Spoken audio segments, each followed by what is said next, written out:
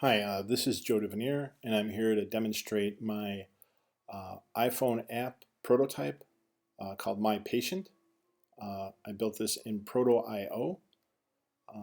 And basically what this is not your standard mobile app, but actually I'm hoping to basically create a mobile front end for a hospital system called Epic, which contains a lot of information about patients in a hospital, and this will take some of the key information from those screens and move it to a mobile device, uh, preferably an iPhone.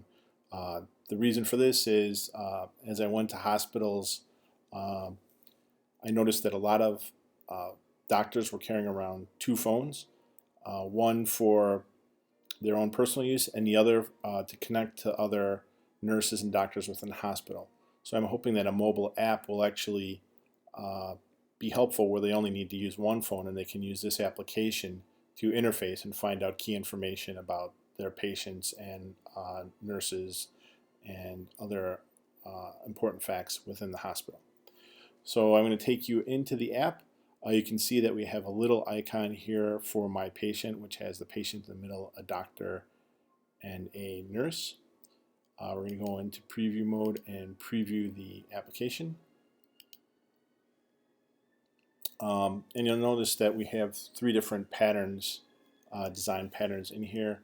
The sign-in pattern, the navigation pattern, and the search pattern. So here we start out with the sign-in pattern. And I'm just going to enter my user ID and password.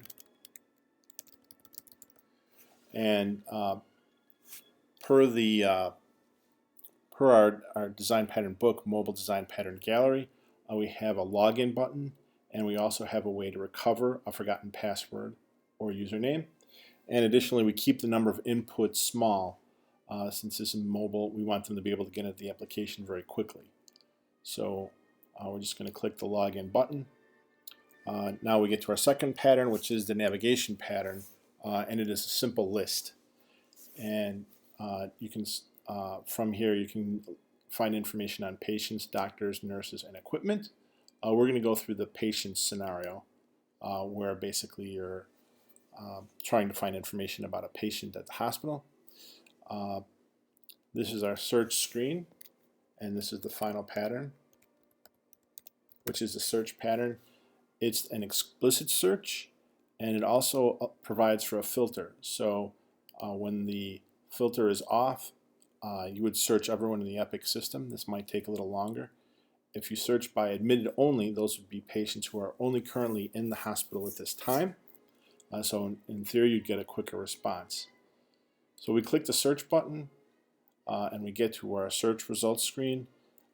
It's also a list, but you'll notice that we have a text for their name, last name and first name, as well as a little thumbnail of the patient. This provides recognition. The combination of text and the image will make it easier for the person using the system to navigate and determine the patient they're trying to find. So we think it's Jerry Seinfeld. We pull up Jerry. We've got everything laid out for him.